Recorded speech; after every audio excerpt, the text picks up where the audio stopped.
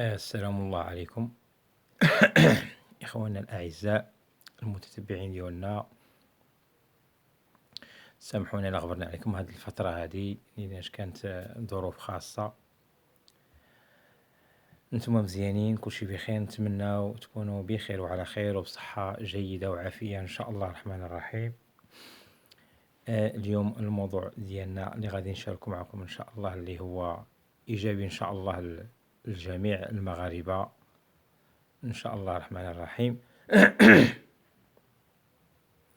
هو موضوع ديال البرد اللي كلشي اليوم كيكحب هاد الفترة، يعني كلشي كيكون كيكحب، كلشي كيكون فيه الرواح، كلشي كيكون في هاد الفترة هادي في هاد البرد كيكون كلشي مريض، يعني والأكثرية كتكون فيهم الكحبة، كاين اللي كتكون عنده الكحبة خاوية، كاين اللي كتكون عنده الكحبة عامرة.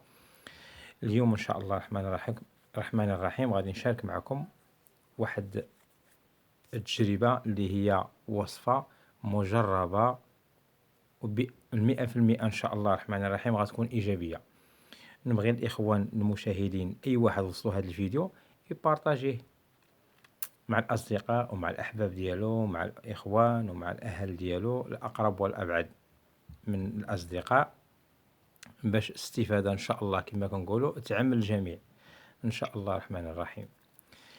البرد كيعين الإنسان ما يشري بزاف الأدوية وهذاك الشيء، حتى الأدوية راهم مزيانين، غير هو يعني هاد الوصفة هذه يعني وصفة يعني طبيعية، يعني موجودة في كل بيت وما كتكلفش ماديات أكثر وإيجابية يعني وصحية 100%، حيت بيو يعني المواد اللي فيها يعني وصحيين، كنتناولوهم كناكلوهم حنا أصلا كنتناولوهم.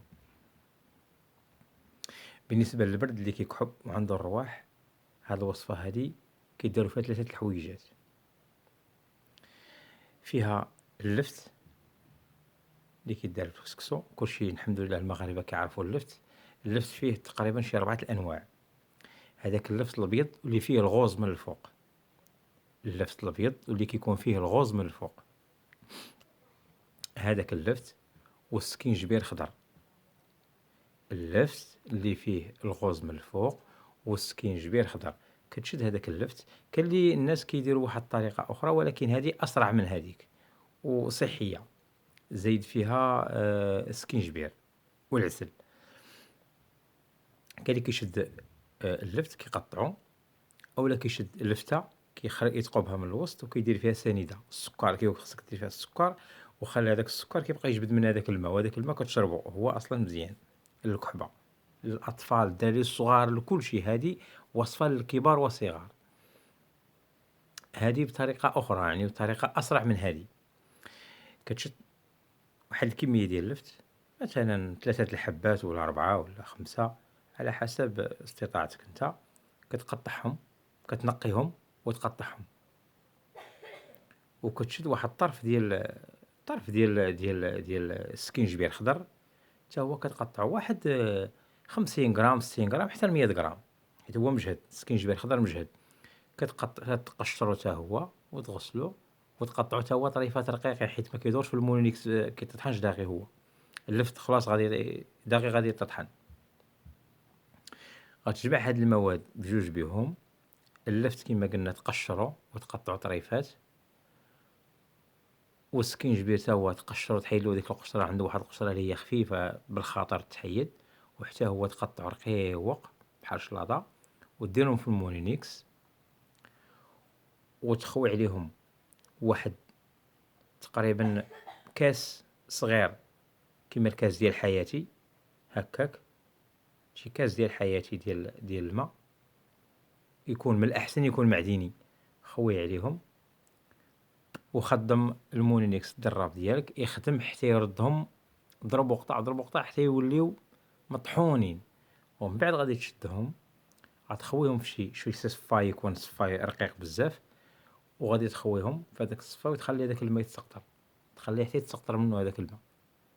هذاك الماء غادي ديرو في واحد القرعة ديال الزجاج، وغادي تبقى ديرو في شي قرعة ديال الزجاج، وغادي تبقى تزيد عليه العسل تخلطو مع العسل حتى يبان لك ولا يعني ماشي ثقيل بزاف، المهم كتذوقو ولا حلو، تخلط دير فيه واحد الكمية ديال العسل على حسب 3 المعالق ولا 4 ولا على حسب شحال غيعطيك هو ديال الماء ديال هذاك السكينجبير خضر ولفت، وتبدا تشرب معلقة في الصباح على الريق ومعلقة ملي تبغي تنعس. من غير تشرب هذيك المعلقة بالليل، بالخصوص في الليل غتحس بالذات ديالك سخونة، كيعطيك السخونية حيت السكينجبير سخون. وهاد اللفت هو فيه مواد اللي هي كتحيد هاد الكحبة هادي، اللي عنده الكحبة خاوية غتعمر تولي الكحبة عنده عامرة وما غيبقاش فيه هادشي هذا. ان شاء الله الرحمن الرحيم هاد الوصفة بارطاجوها مع الإخوان ديالكم مع الأصدقاء، راها مفيدة 100% ومجربة صحيحة إن شاء الله الرحمن الرحيم. ونسألكم الدعاء إن شاء الله الرحمن الرحيم، وبارطاجوها باش كلشي يستافد يعني، ويستافد الجميع. هاد الفترة هادي والليالي هي داخلة إن شاء الله يعني، الإنسان بزاف كيمرضوا الناس بالكحبة، الوليدات الصغار، البنيات، الناس كبار صغار. من الأحسن يديروا هاد الوصفة هادي مجربة ومؤكدة 100% إن شاء الله. والسلام عليكم ورحمة الله وبركاته.